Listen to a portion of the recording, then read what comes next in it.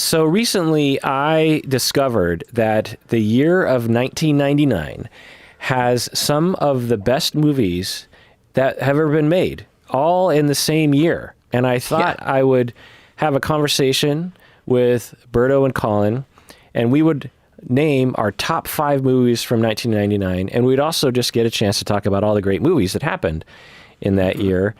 What do you say? Let's do it. My name is Dr. Kirk Honda. I'm a therapist and a professor. My name is Humberto Castañeda, and I squeeze sponges. My name is Colin Miller, and I'm the Marsha effing Brady of the Upper East Side.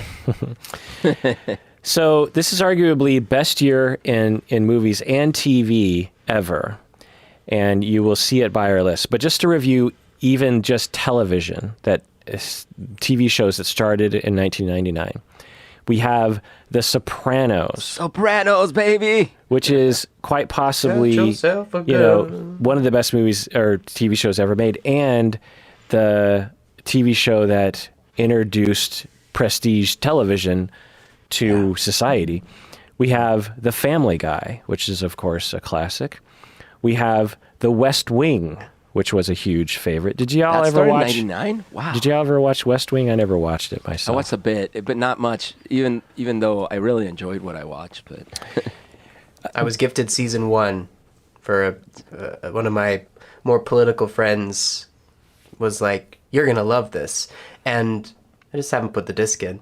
I'm sure I will love it. Just haven't. You must really trust that friend's opinion about your thing.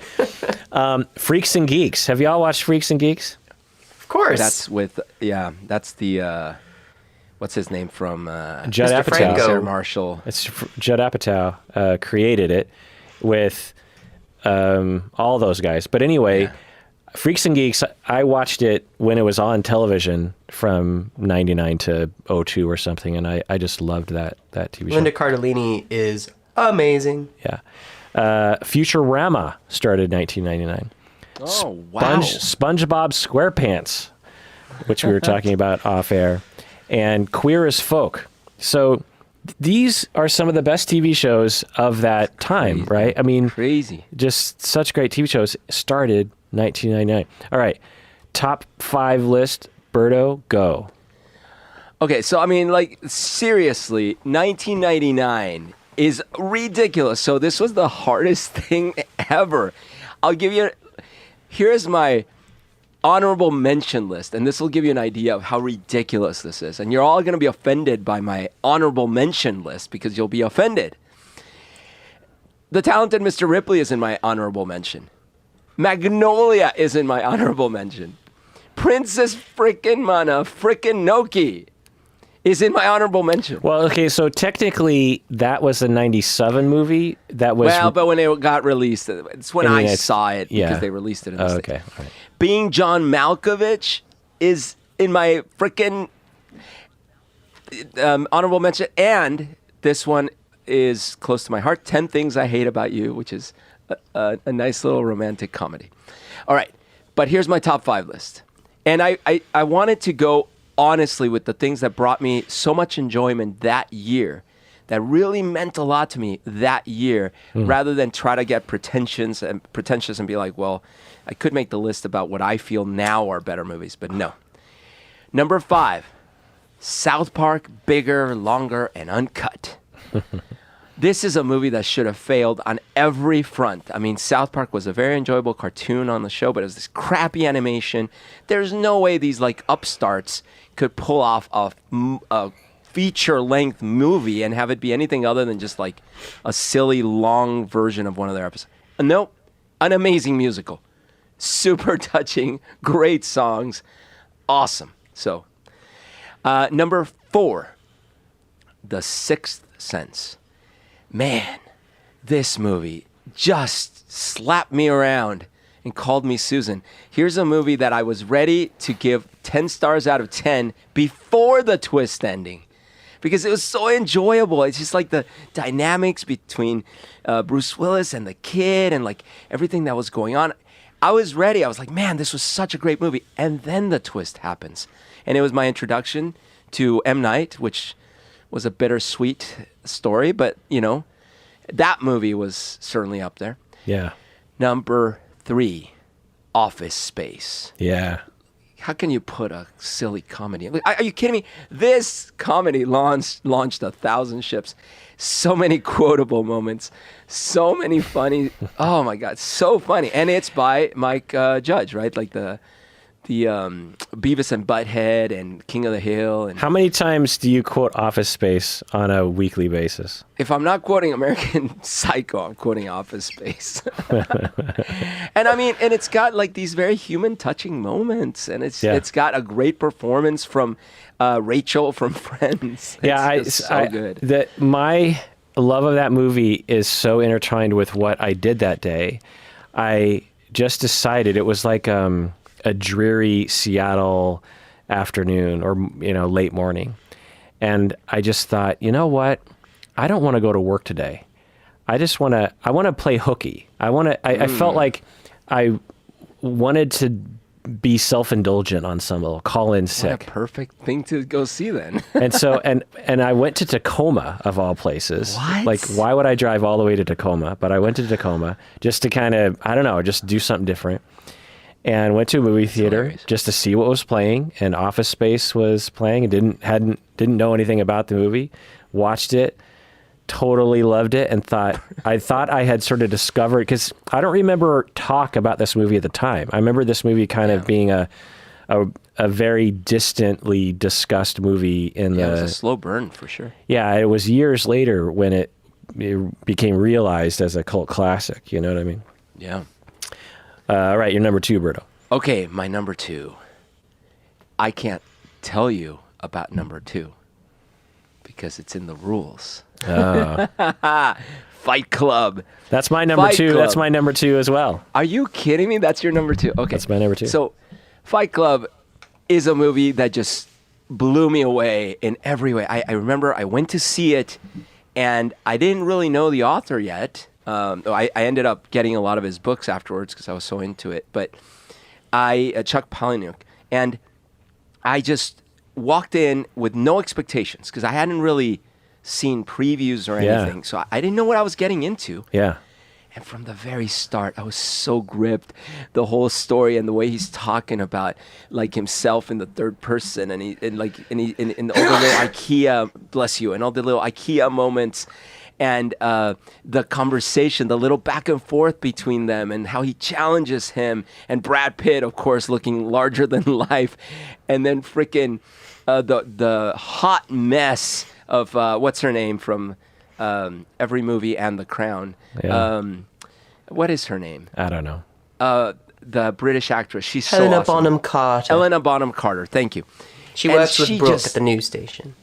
Right, and then of course, here's another movie with an amazing twist, which is another one of those where when you watch it again, you're like, wait a minute, they telegraphed this thing the whole way through. How on earth did I not understand what was happening? It's just so good, and of course, I actually like the movie. Rare occasion, like it better than the book, because the movie ending pulls no punches. All right, your number 1. Drum roll, please. Numero uno is The Da-da-da-da-da-da. Matrix. Oh, okay, good. No one can be told what The Matrix is.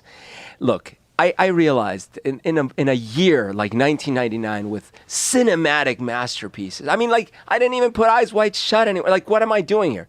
But you must understand, The Matrix changed movies. And at that age, at that time, seeing The Matrix was a life-changing experience, man. Like the first time I watched it, I was plastered. So I actually only watched about 40% of the movie awake and conscious.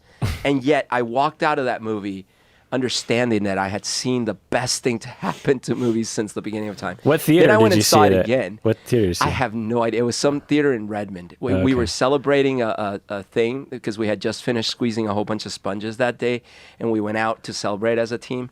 And unfortunately someone had dumped beer on me, and I had drank a lot of beer, and so I smelled literally like a brewery.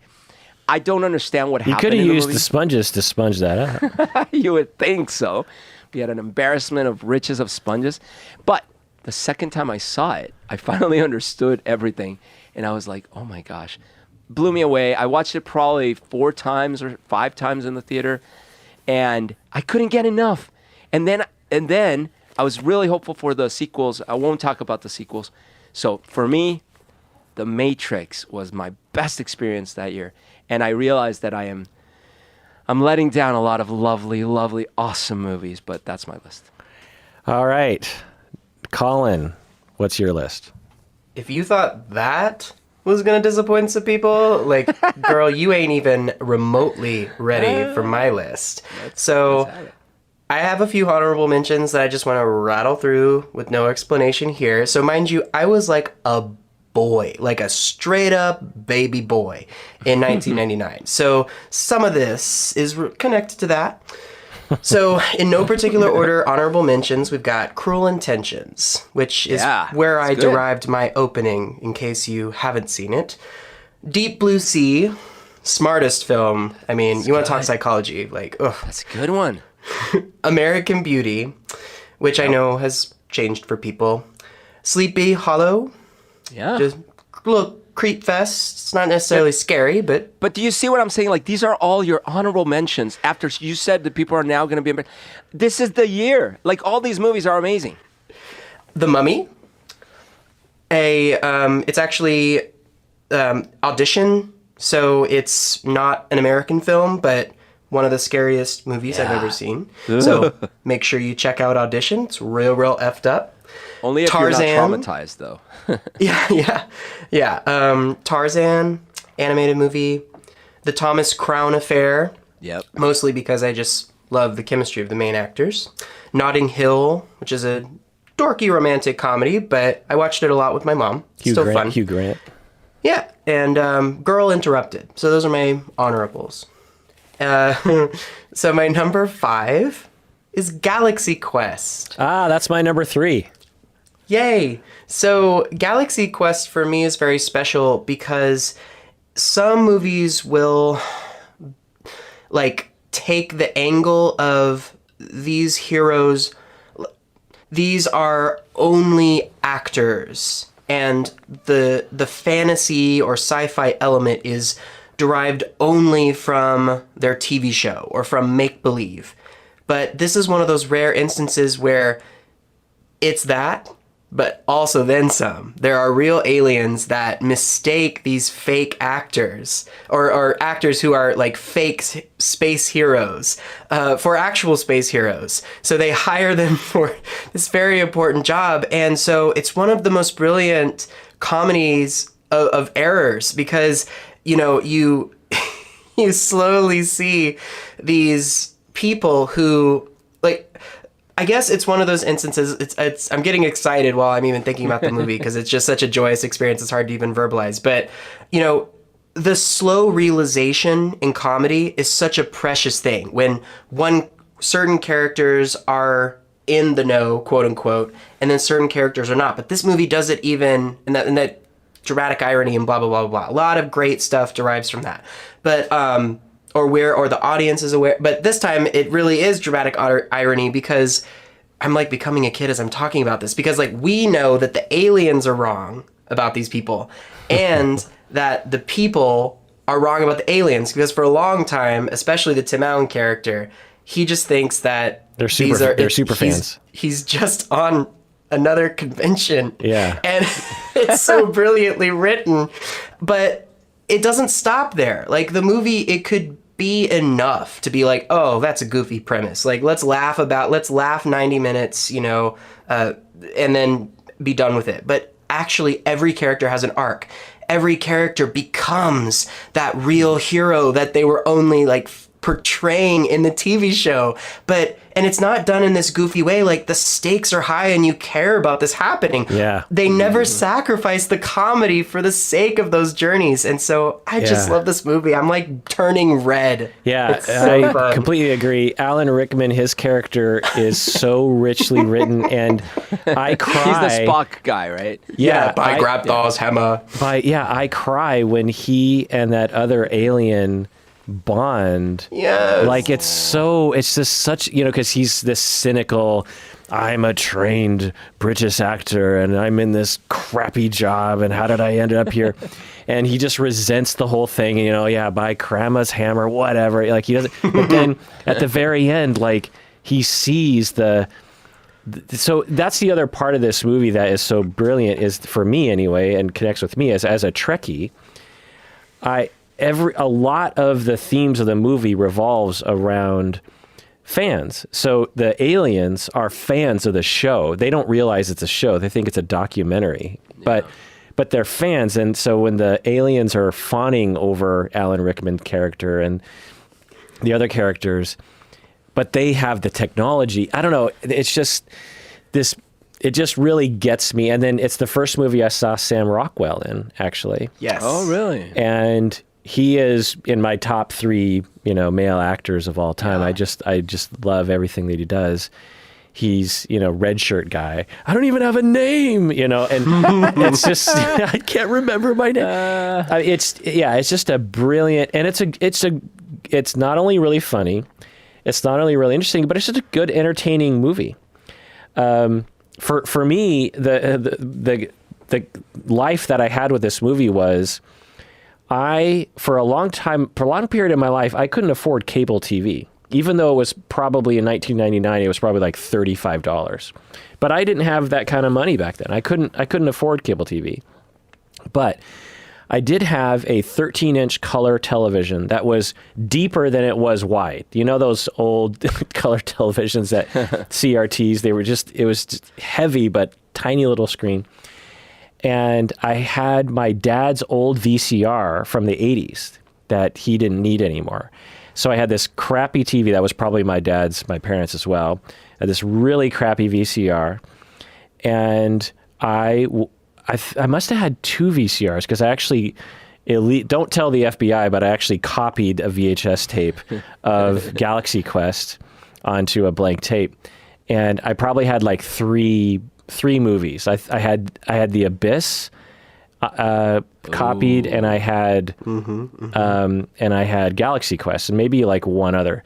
And since I didn't have television, I would if I just wanted to kind of chill and watch a movie, I would pop in one of these tapes. And Galaxy Quest, I probably watched 55 times just in that year alone, because it's such a good movie, and it's so funny, and it's so interesting, and yeah, I'm glad it's in your top. And it makes you feel proud to be a fan, right? Because the knowledge, whatever knowledge they do, even though of course some of the actors who are reluctantly thrust into very real space danger, maybe they're not super proud of the stuff that they did on the show, but the knowledge that they do have of their characters and of the world and of the universe actually does come into the script and helps them solve the problem. So like in that same way that Stranger Things accomplished that, where if you love D&D, you're going to fare better against the Upside Down. Yeah, and then the nerds on Earth help them to land,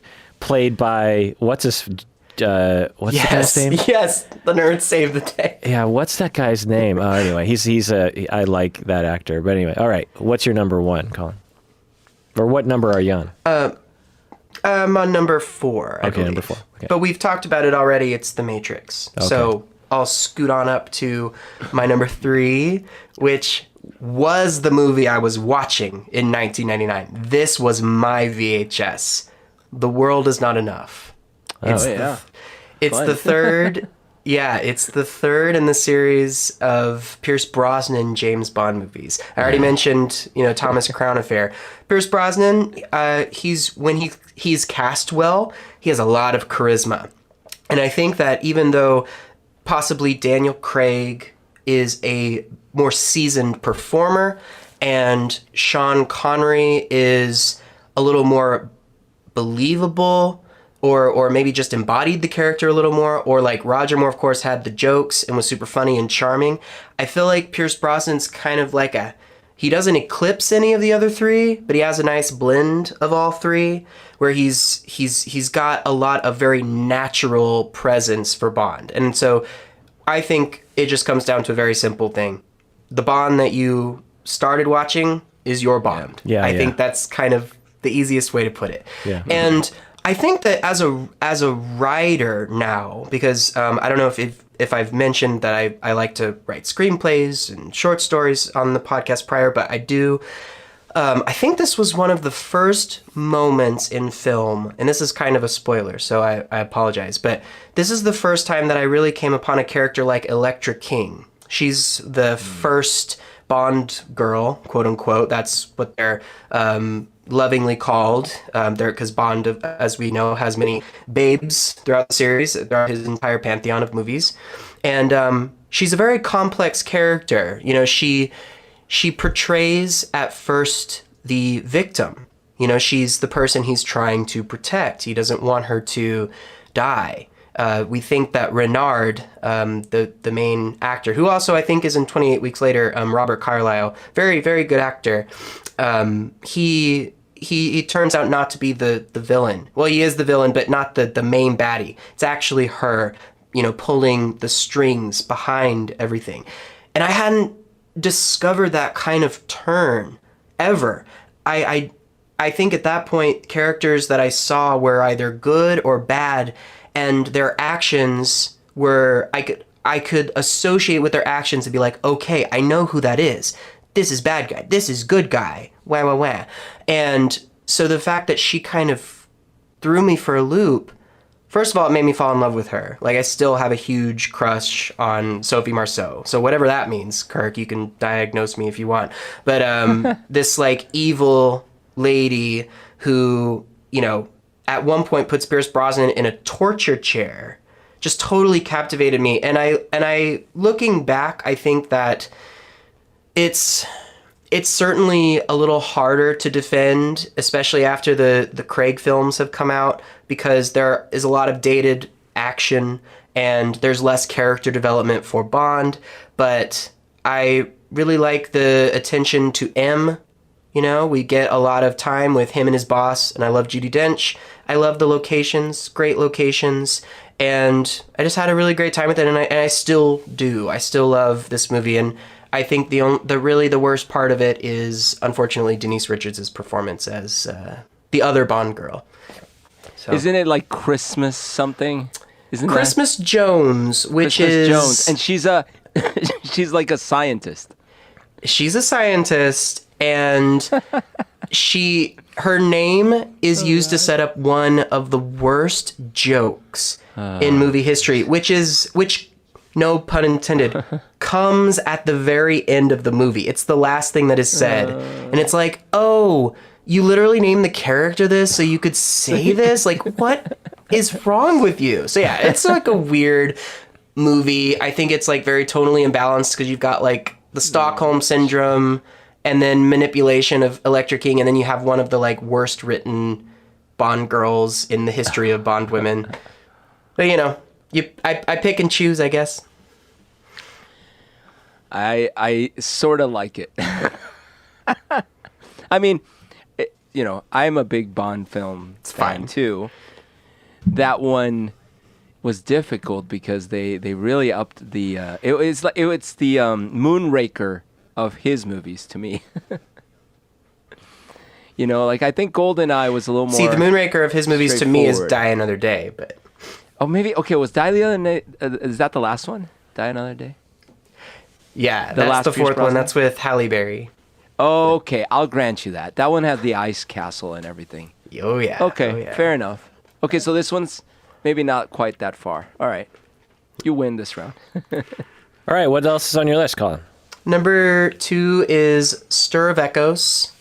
It's actually a film that I watched for the first time just a few weeks ago, but I fell in love with it. It's very similar to The Sixth Sense. It's another ghost movie. It stars Kevin Bacon, but I really enjoyed how they were able to not go to any like ghost trope. So the kind of in terms of ghost behavior, because a lot of times we see things, and especially recent ghost stories, where the ghost will do some kind of like scream or jump out at you, or a very haunted house stuff. And while that certainly, has its place, I do feel like the more entertaining, more artistic choice for me is to do a kind of like slow encroaching feeling of the ghost. And then if you see the ghost, it's only like very quick, and they're doing like something that has like a logical explanation. Like, for example, in this movie, you see the ghost, investigate a light, and she kind of turns it, and you slowly realize that she's not, because in certain ghost stories I get agitated where I'm like, why is the ghost doing this? Why is a ghost waiting behind a corner? Why are they coming out at night? Why are they like doing this, that, or the other? But and what's the ghost motivation? That's what you're asking? What's the ghost motivation? Like, why? I need a reason for their scares. And so this movie very much, portrays all of that very well, because she's leaving breadcrumbs for our main character, but not in a laborious way. And I like that they don't overly, fight for the viewer to believe Kevin Bacon.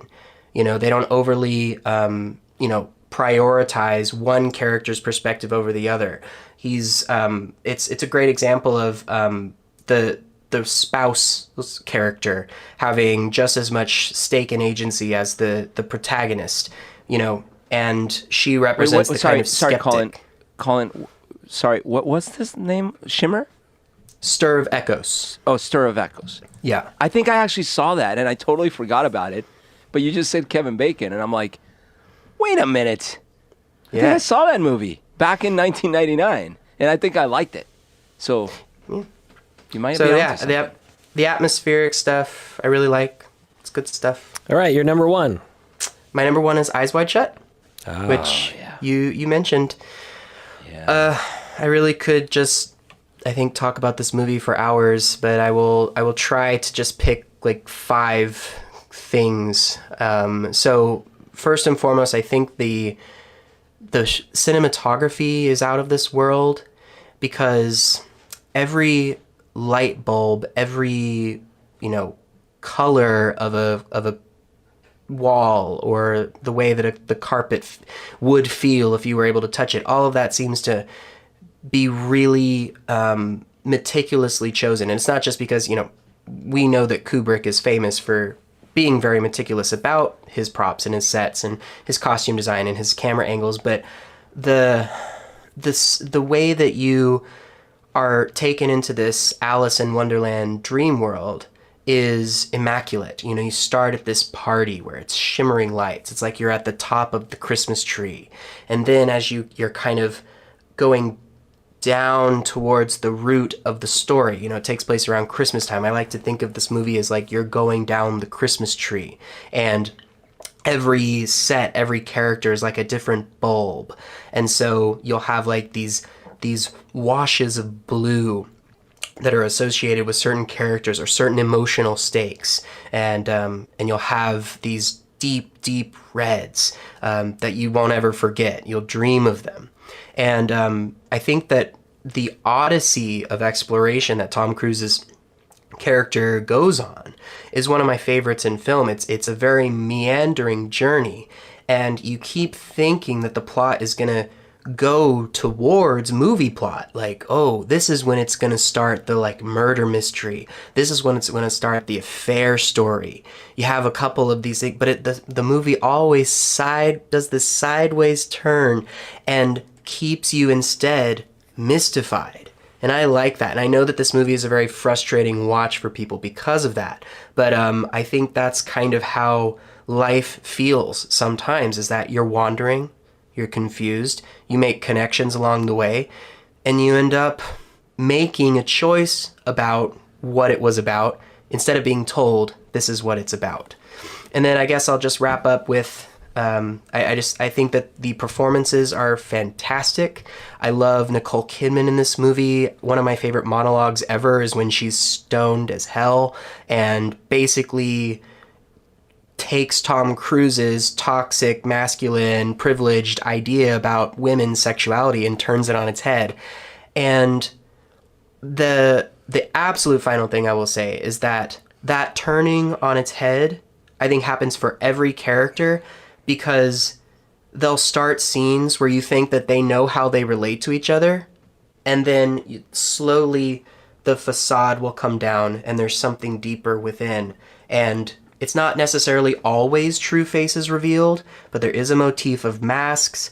One of the greatest orgy scenes in movie history is done all in masks. So, and I am a sucker for a movie that fetishizes and internalizes what it means to go through life behind a mask. Yeah, interesting. All right, let's take a break. When we get back, let's continue 1999 movies. What do you say? Let's do it. So, Berto, if Morpheus were to present the red pill and the blue pill to the audience, one being a patron and the other not, what would he sound like? Look at my neck. What do you see? You see a scar. But is it a scar, or is it a doorway to another world? You don't see what you see what you want to believe. This is why you fail. But what if I told you that there is a simple solution to all of your problems and to all of the problems of everyone that you've ever known? It's called psychology in Seattle. No one can be told how to become a patron of this podcast.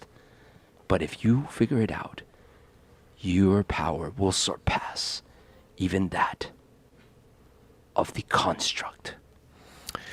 OPPs, we got old patron praise here. We're going this episode back to February 2016, so 5 years ago. These individuals, these 5 people, became patrons in February of 2016 and have stayed patrons this entire time. We got Patrick. We have David from New South Wales, Australia. We have Eileen from Kentfield, California. Come on, Eileen? And we have Crystal from Kenosha, Wisconsin. And we got Christy Forrester, our friend. Oh, yeah, Christy. Who's been on the podcast, a dear friend of mine. And she has been a patron of the podcast since February of 2016. So thank you, Patrick, David, Eileen, Crystal, and Christy. You are OPPs. Also, another announcement is that I talked about this in previous episodes where I talked about how my cat had to be euthanized because she was old and her organs were failing. And thank you, everyone, for your well wishes. And we also made an announcement in the past that those who bought merch with the My Cat Wants to Chime In merch from the link below, we would give all the proceeds to Animals Lebanon, which is an organization that saves animals from the streets of Lebanon, I think specifically Beirut, and connects them with Loving Homes, which is where I got Michelle from. Michelle was on the streets of Beirut, Lebanon. Animals Lebanon rescued her, flew her to the United States, and connected her through to the pet finder system, and Michelle ended up with me. Wow. And so we sold enough merch so that we can and have donated $600 to Animals Lebanon. So thank you, everyone out there, for buying the Cat Chime merch. You know, my cat wants to chime in merch. And it's one of the few things I think that my wife has designed for the merch where you could just wear that and you wouldn't even necessarily have to explain that it's an inside joke, you know? You could just be like, yeah, I have a cat that likes to chime in sometimes. It works on multiple levels. Yeah, so thank you, everyone. We made that donation today to Animals Lebanon. And if you want to just donate yourself directly to animalslebanon.org, you can do so if you want to honor Michelle's life with us. Okay, so going to my top 5. My number 5 is a movie called American Movie. It's a documentary. Have y'all seen this movie? It's sort of like a documentary. So there's a guy named Mark Borchardt, and he's in like the Midwest somewhere, and he's trying to make this horror movie. Like he's seriously trying to make a amateur movie, and these documentarians film him trying to film this movie. And it's like the real life Beavis and Butthead. And you have to watch this movie. It's like if there were documentarians ground level when Wiseau was making The Room. It's sort of like that. Oh my God, dude. I totally forgot about this movie until now. Right? American this is movie. Awesome. Yes. Yeah. This movie, I feel like if it was made during the internet era, everyone would be talking about this movie. Yeah. But since it came out during like the Blockbuster VHS years and before the internet, like people didn't really talk about this movie. It was really their movie was Coven. Yeah, the movie he was making. I highly recommend this movie. It's so good. It's called American Movie. It's great. Yeah, my number 4 is Mulholland Drive, David Lynch. Oh my God, was that 99? Yeah. See, I didn't even remember that. Oh my gosh, that's my favorite of his movies. Yeah, this is peak of his career. We've talked about. I've named Mulholland Drive in other lists as one of my top movies. I can't explain the movie, but I love David Lynch, and this is his best thing he's ever made. Number 3 is Galaxy Quest. Talked about that already. And then number 2 is Fight Club. You know, I can't say that if I watched it for the first time today, I would love it. But yeah, when I saw it at the age of 28, it was right up my alley. The concerns of Edward Norton's character were my concerns. He was calling out the concerns that I was having. When he's sitting on the toilet and he's like browsing an IKEA catalog, and he's thinking about like, okay, well, if I can afford this kind of cute mid-century coffee table with this rug, and he's constructing. And I remember at that, you know, when you're in your later 20s, you start thinking, I think I might have enough money to go to a cheap furniture store instead of the Salvation Army, and maybe actually buy something that and feel like a real person. Yeah, feel like a real human with like real furniture.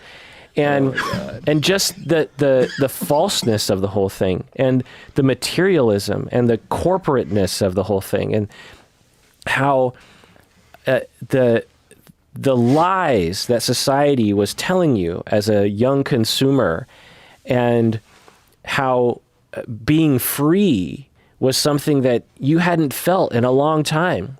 You know, as a 20-something, I think for a lot of people, regardless of gender, you feel like you're trying to succeed, and to succeed you have to please, and to please you have to not be you, and you have to act like someone that you're not, you know, and you have to put yourself in the back burner. And this movie, the story exemplifies this so well through the story concept of Fight Club. I could see how people watching this movie today might be like, not really for me.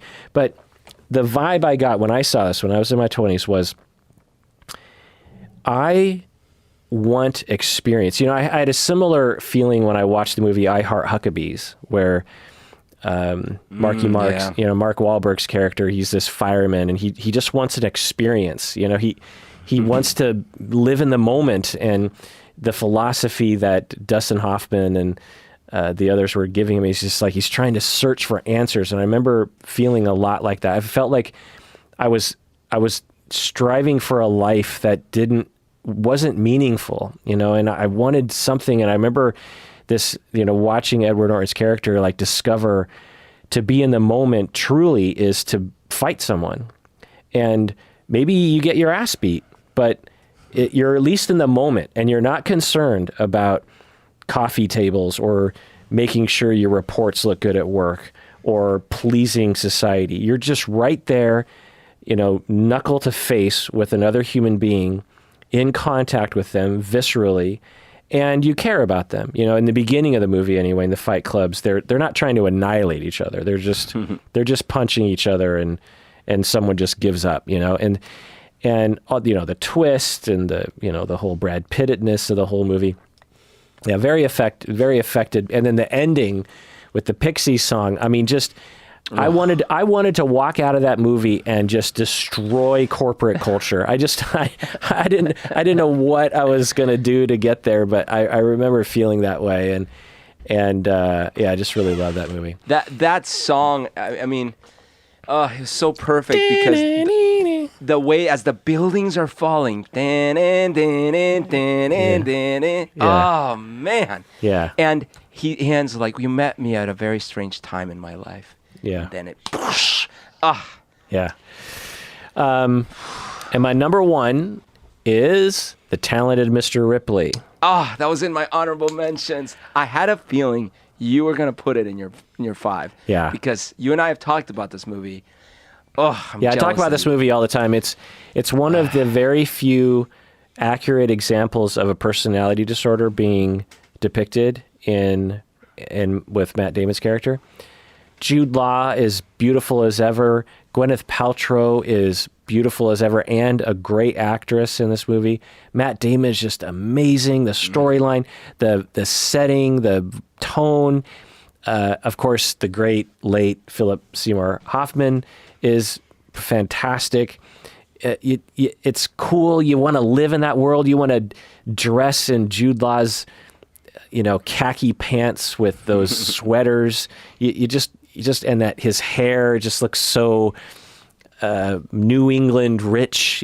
I don't know. The whole thing is just so great. And I can watch that movie. All these movies, maybe American Movie, I'm not quite so sure, but Galaxy Quest, Fight Club, well, maybe not so best fight, but Talented Mr. Ripley, I could watch over whenever it's on HBO or something. I'll just start watching it. I just love that movie. Amazing. Some honorable mentions. I will say The Matrix is definitely an honorable mention. The first time I saw it, I didn't actually like it that much. I thought it was fine, but I wasn't accustomed to Kung Fu style, really. I was still kind of like the first time I saw Crouching Tiger, Hidden Dragon, it was a similar thing. I remember like the wire stunting. I was like, what are you doing? So it took me the second watching of The Matrix to really realize the genius of it for sure. Magnolia, which I think someone mentioned, was almost in my top 5. Paul Thomas Anderson. People always think Boogie Nights when you think the best Paul Thomas Anderson movie, or There Will Be Blood. But Magnolia, I feel like for Quentin Tarantino, Quentin Tarantino had Pulp Fiction, and it was just this huge phenomenon, right?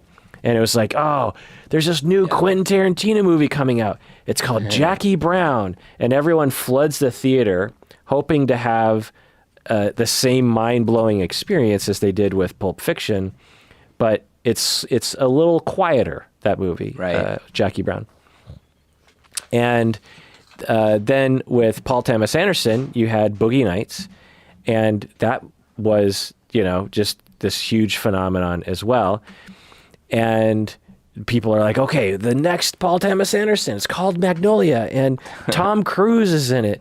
Let's go see it. And it's quieter. It's not as flashy. It's not as sensational. It's not as multifaceted, I suppose, as Boogie Nights. But Magnolia is still a solid movie. And for me, I'd watch Magnolia 10 times before I watched Boogie Nights again. Boogie Nights it's kind of silly, It has some wonderful moments for sure. I can't follow you that far because Boogie Nights happens to be one of my favorite movies, and the soundtrack is just so good, and it is funny. It is funny, but I will grant you, Magnolia is phenomenal. Yeah, and then one movie that has not come up yet is The Blair Witch Project. Well, okay. I thought about mentioning it because it was a genre-breaking, kind of event. Like, you had to be there. You had to have watched it. You had to say that you were there when you saw the Blair Witch Project. But it's not that good. But, okay, but we're talking about our viewing experience. Yeah, okay. Fair enough. So, and people, they will sometimes make fun of me for this, but I thought it was real, and everyone thought it was real because It was that's marketed that way. because it wasn't marketed, it was reported. So yes, reporters were talking about the movie as if it was a found footage documentary. Because it was marketed that way. Right, but Yeah. but it wasn't like a trailer. There were articles. Right. Yeah, There were news articles. reports. Absolutely. Yeah. And so I saw it opening night, and of course, how would I have known that it wasn't real? Everyone in the theater thought it was real. When we were walking out of the theater, there was a huge debate because it was a packed theater, and I think I saw it at the Egyptian, and everyone was going, "Did you think it was real?" And total strangers just debating, and the most people were like, "Yeah, that was real," and I was like, "I'm pretty sure that wasn't real because of the way the camera fell at the very end. It was too perfect that it fell right on the guy in the corner, like." That wouldn't happen, and plus cameras break when you drop them. And the ending was so quintessential horror movie, Right. And, but the first, 75% of the movie could absolutely have happened. You know what I mean? Actually, that's a great point. If they had chosen the harder path, the unglamorous ending, they would have had a stronger finale in a way. Yeah. So for me, in terms of experience, now I've never rewatched it. There's no reason to rewatch it. I would never recommend this movie. But in terms of 1999, the internet was, a fledgling thing. The reports were this was a documentary. It was a huge event, opening night, packed house. I think I saw it late at night on a Friday. And Which would be creepy. And yeah, halfway through the movie, I was so scared out of my mind. I was freaking out that I had to stare at my feet and not watch the screen for a good 5 minutes because Yikes. I thought I was going to have a panic attack watching what I thought to be a real thing, And so, and people are always like, how could you have possibly thought it was? I'm here to tell you, it was people lied to us and said it was a documentary. And at the time, this sort of thing wasn't done before. So the trust in the system was still there, right? So as a movie going, imagine if you thought a horror movie was real. Right? That's a affecting experience. I'll never forget it. Well, it's like the War of the Worlds, Orson Welles. Yeah. People were freaking for real. Right.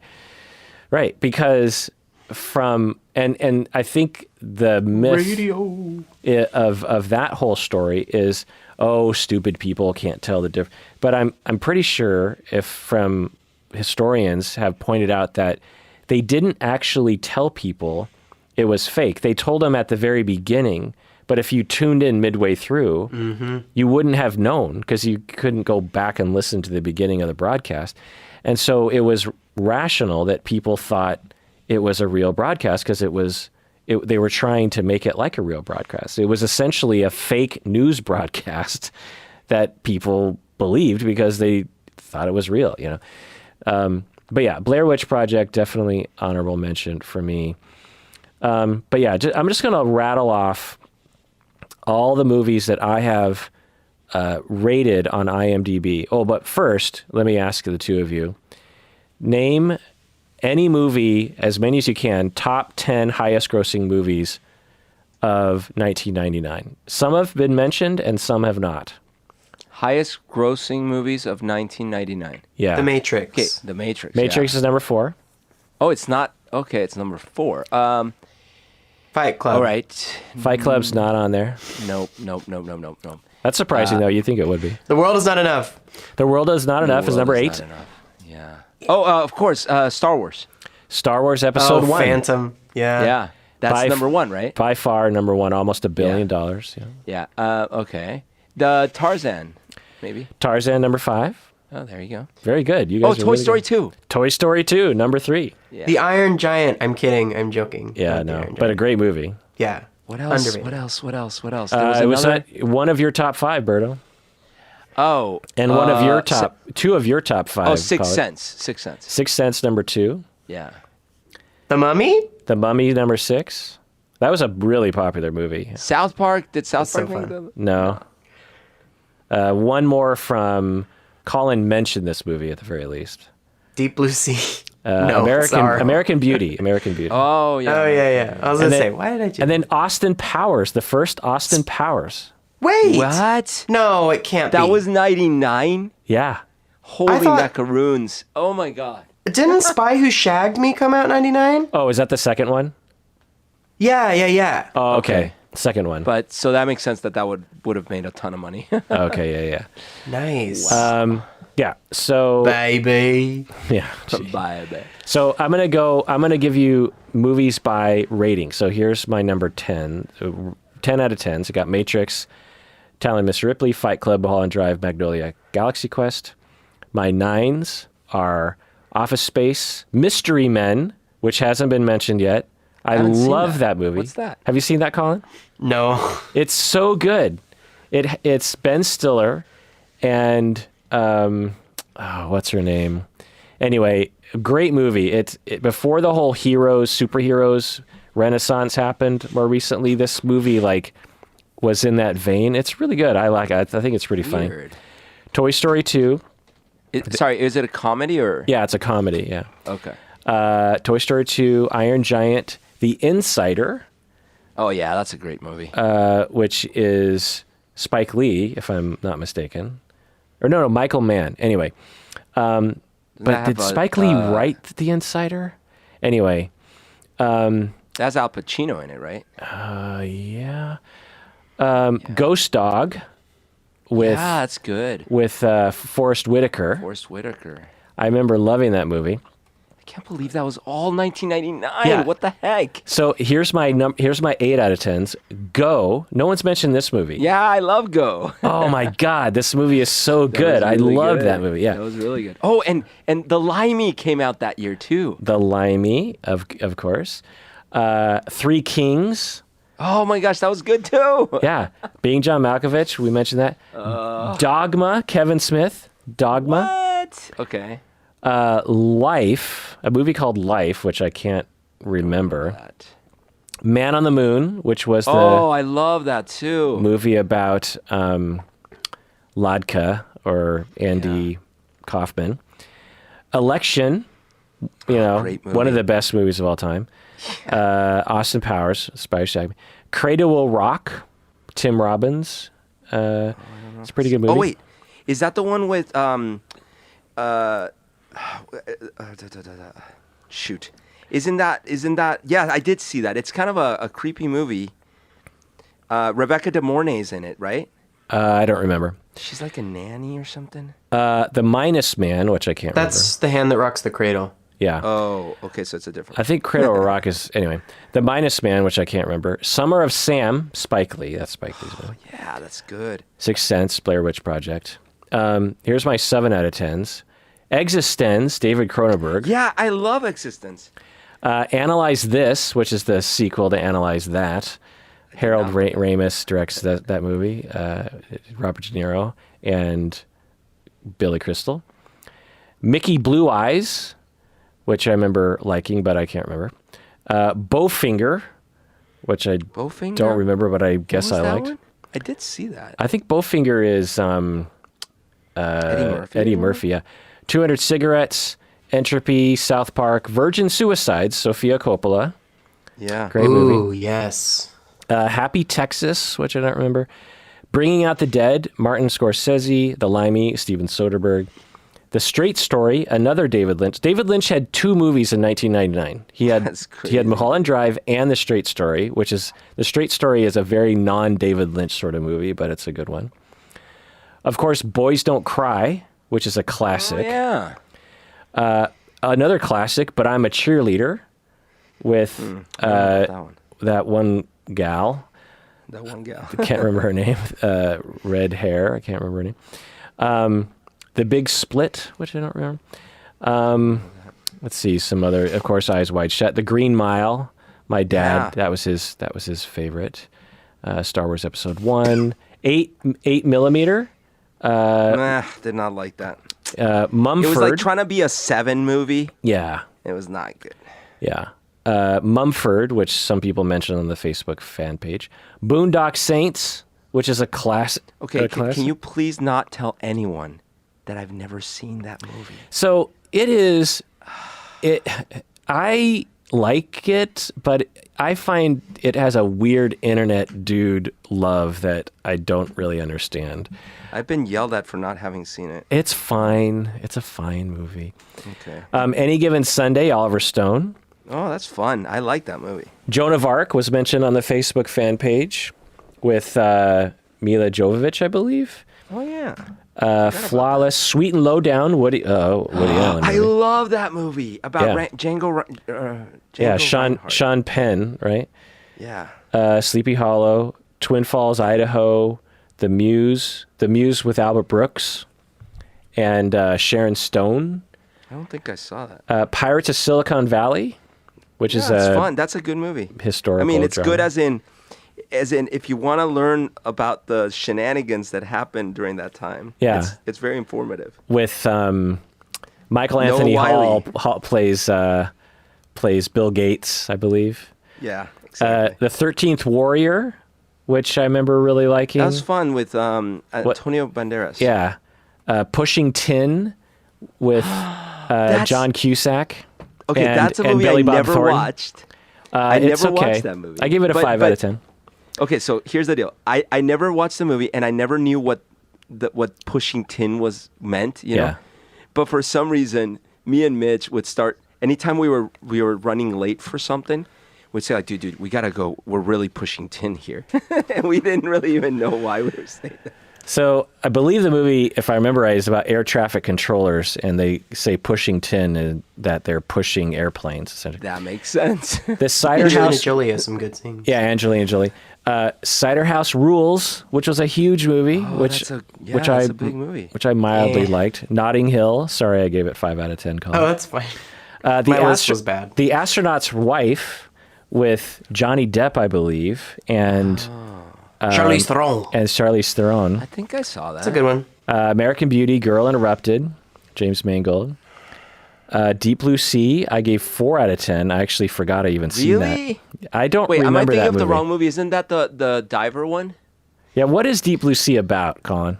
It's about 3 smart sharks, okay? They're real smart and they're eating people. People are trapped in this undersea facility and they gotta reach the surface, but Oh. they gotta figure out the right way to do it because things are getting flooded and yeah. I don't remember. I'm sorry. I was giving kudos to the wrong movie. The LL Deep Cool J Blue, blows up a right? bird. Or blows up a shark and has a bird. LL Cool J is in it? LL Cool J, yeah, at one point he flicks a lighter on, he looks at a shark that's in his kitchen and he says, "You ate my bird." Because he had turned the kitchen on and then he throws the lighter into the gas and the shark explodes. So yes, LL Cool J, he's a heroic chef. Well, I saw it back then and I gave it a 4. No, what's the movie about the divers? Like, it's a really good movie about these I don't- free divers. Yeah. It's called like the Deep Blue or Yeah. the Deep something. Sphere? No. See, I thought you were talking about this one movie, and it's really awesome. It's based on a real story about free divers, and here you're talking about the freaking shark movie. Snow Falling on Cedars, which I gave 3 out of 10. It's actually about the Japanese internment camps, based on a book, I believe. And once again, you want to make a movie about Japanese Americans being locked up during World War II, and you center it around a white guy. I think Ethan Hawke is the person. Savior complex. It's just like, yeah. Okay. By the way, it's The Big Blue, and if you've not seen it, highly recommend it. Real story about like these. We should do an episode on all the movies about the ocean that have the word blue in it. I'm sure the one you're referring to is much better than Deep Blue Sea. It is. It's a really great movie. It's The French. 13th Floor, which I gave 3 out of 10. Do you remember that movie? Oh yeah, there's like something weird happening on the 13th floor. It's Yeah. kind of Matrixy kind Yeah, of. kind of Matrixy. Yeah. Varsity Blues with Vanderbeek. That is God. a fun movie. That's a fun movie. Dude, that's Why a did you get- 1. That's I a gave- No. 1. I gave 3 No, out of it's 10. fun. And then I gave 1 out of 10 End of Days, which I believe is an Arnold Schwarzenegger movie. Ooh. That How could you? Oh, that yeah, I hated. yeah. I think How dare I you? remember that. This was a weird time for Arnold because they had just started putting him in like Kindergarten Cop and like, all right, we're gonna like poke fun at the fact that he's so unrelatable, and then I don't know, it just got a little amorphous at that A point. little unrelatable. Some other Too movies much. that I haven't seen: Stuart Little, Bicentennial Man, Superstar, the SNL spinoff. Let's see. Yeah, I think October Sky, which I never saw. Cruel Intentions That's good. was that year. I never saw that either. You never saw Sexy. Cruel Intentions? No, You missed out. didn't really appeal Yeah, to. Sarah Michelle Isn't Gellar that- teaches Selma Blair how to kiss. Is Great. is that with Matt Dillon? No, Cruel Ryan Intentions? Phillippe. Oh, Ryan Phillippe. Oh, okay. And Reese Witherspoon is. There's in it as another well. movie with Matt Dillon and 2 girls kissing. That's Wild Things, of course. Me and my Oh, yeah, bad yeah, taste. Wild I've Things, seen that. Yeah. Not the same. Cruel But Intentions anyway, much better. just to review, let's just rattle off our top 5 again, just to go back to the top of the list. We got Talent and Mr. Ripley, Fight Club, Galaxy Quest, Mulholland Drive, American Movie, honorable mentions, Matrix, Magnolia, Blair Witch Project. Berto, what are your top movies 1999? There were 5 was South Park, Bigger, Longer, Uncut. 4 was Sixth Sense. 3 was Office Space. 2 was Fight Club. 1 was Matrix. What about you, Colin? 5, Galaxy Quest. 4, The Matrix. 3, The World Is Not Enough. 2, Stir of Echoes. 1, Eyes Wide Shut. All right, Berto, final word for this episode. I want to go back to 1999. And in fact, that New Year's was awesome because I was in Whistler with my friend Mitch. We were in a hot tub and it was 3 a.m. in the morning right after New Year's. So I guess technically it was 2000. And there was snow falling as we were in the hot tub. It was awesome. It was such a great year. I want to go back to that year. You were like 4 years old, weren't you, Colin? Well, I was 8, but, you know, for me, I think wow. that's 4, so you got it right. For Were you in a hot tub in Whistler as well? One of my personalities was. The other personality was wandering the halls of the mall and then spending way too much time at the arcade. So, slash laser tag. I, for the New Year's for 1999, was outside of Seattle because I was worried that Seattle was actually going to experience a terrorist attack. Oh, because of the Y2K or just in general? Well, because there was, if you remember, the police or FBI caught a bomb coming across the border from Canada to Seattle. So, you know, Nice. Seattle's not that far from Canada, and the border just above Seattle, they had caught a giant van bomb, and there was all this speculation as, okay, what were the terrorists going to do with this giant van bomb? They were coming down from Canada. What were they going to use it for? And I was 50% sure that they were going to use it on the Space Needle. On the Space Needle, yeah. Because if you could easily park a van close to the Space Needle. Totally forgot about that, but you're right, because we were in Canada at the time, ironically, and I remember feeling sort of relief that we were not down in that area. That's and then true. it was a year later with 9/11, and so it wasn't like we didn't have a sense of fear of terrorist attacks before 9/11, right? At least I didn't. And Y2K was a thing, Berto, right? Yeah. Oh, I mean, yeah. people laugh at us now, but that was a real fear, was it not? Yeah. Yeah, absolutely. Well, and the thing is, it was a scramble, mad scramble to actually try to fix systems fast enough because they were going to fail and people were going to lose money and it was going to be really bad. Right. So the fact that our society didn't fall apart is because a lot of tech people scrambled to fix everything. Yeah, exactly. So there's been a lot of theories as to why 1999 would have such a plethora of awesome movies when you compare to other years. Do you have any ideas as to what would be going on in our society or the film industry that would cause that to happen? Okay, a couple. One, everyone was like, okay, I think the world is going to end in the year 2000. So we got to scramble and make our best work now because that's it. This is it. That doesn't seem likely because movies usually become greenlit 10 years before they get made. So. Well, hey, they would know 10 years ahead. Like, they're like, well, yep, that's our last decade. I mean, I'm kind of kidding. The thing that happened was that we caught the first super smart sharks, and then that made everybody in the film industry up their game because they were like, if sharks are getting this smart, our movies need to get smarter. Yeah, that's the leading theory, but there are others. I do think, okay, so special effects were coming along really well. Like computer special effects were taking off. So some things got cheaper to do. Like The Matrix wouldn't have been possible, just even a few years earlier. And then I guess it was a class of, there was a set of filmmakers that, how in the 70s there was a set of filmmakers. Well, there was a set of filmmakers that were just coming into their best work at that point. So the theory that I heard, I listened to a whole podcast. I think it was 99% Invisible did a podcast on this. And this makes the most sense to me, besides the shark one, is that at some point in the 80s or early 90s, the megaplex for cinema was invented by this one man. I think he was behind AMC, I believe. I'm not sure.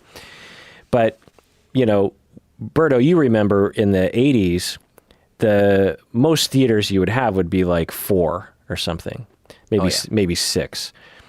But in the early 90s, you start seeing these 15, 25 mega cineplexes. And the theaters that had 4 to 6 theaters, they were actually rare. Most theaters were just one screen. Yeah, I grew up with one screen. Like in Colombia, we'd go, there's that screen, Right. Like in Seattle and Bellevue and Issaquah, most of the theaters were just one screen. John Dan's, there was a movie theater at Northgate.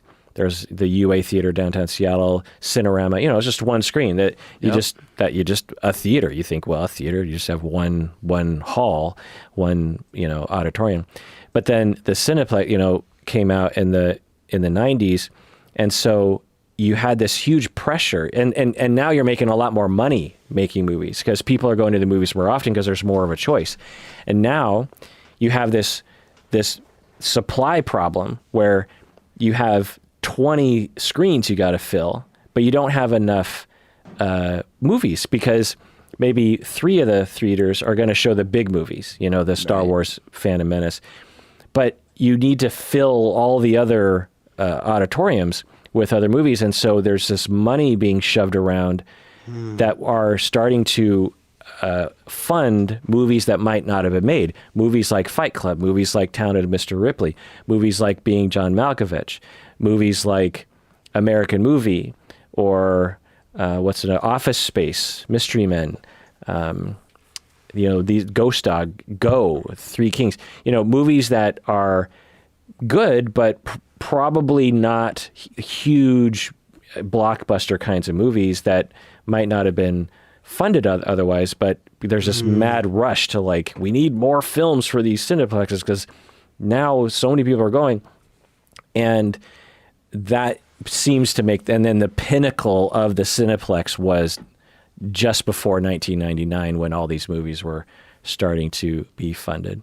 And I think it also kind of connects to the visual effects race that Titanic started, I think 2 years before. I think it was a 97 thing where every big filmmaker was like, well, Titanic did it, let's try. And I remember listening to, and I know, say what you will about the Phantom Menace and George Lucas and all that, but I was very fascinated with the creation of that movie.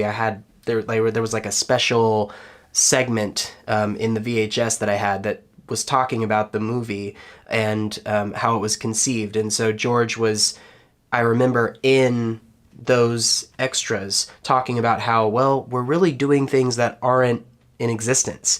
You know, he was always trying to push the envelope of whether or not it was a success, you know, that's up to the listener to decide. But he was certainly pushing the envelope of this character doesn't exist. Nevertheless, this character will exist. And that just, I feel like after 99 became more and more of a thing. And it just kept expanding until now, where we have whole movies like The Lion King, where it's just CGI characters. Yeah. But they're meant to be like photorealistic. Right. You know? Yeah. Yeah. So will we ever see another year like 1999? You know, like this year, for example, or, you know, the Oscars, the movies that were nominated, one, I haven't seen a lot of them because I haven't been able to, but I have a feeling that even if I did see them, I'd be like, yeah, you know, they're okay. I feel like, I mean, just imagine having a year right now where you just had 25 movies that are like some of the best movies you've ever seen happening in the same year. Like, I feel like that just doesn't happen anymore. Or it is happening, but it's deep in my Netflix queue, and I don't know that it is a great movie or not, or something. Well, you called it with the one that won. I would say that in any other season, it would be like, wow, like that was a nice film, you know, Nomadland. Like, let's appreciate it. But certainly would be very surprising, I think, in any other year to be like, that's a Best Picture. Like, wow. Yeah, wow. Exactly. Yeah. Or at least it would have won, like when Moonlight won against La La Land. At the very least, you'd be like, well, Nomadland strangely beat out this other movie that we all thought was like, there's no La La Land of this year, right? Not even close. I mean, nothing. Yeah. Deep Blue Sea 3. And it's I'm not joking. There was one this year. And it is the fact that a lot of people delayed their movies being released because of the pandemic, right? Like, as soon as movie theaters open up completely, we're going to see come this December, we're going to see a lot of movies that were waiting to be released. I hope so. Yeah, I hope so. Yeah. Well, we're still waiting on, I mean, how long has the new James Bond movie been sitting in the can? Right, I mean, the Black Widow, I feel like that's been so long. Interesting. All right. Well, that does it for that episode. Tell us what you think. Comment below if you can. What are your top movies from 1999? And everyone out there, please take care of yourself because you deserve it. And remember, the Space Needle is a secret spaceship.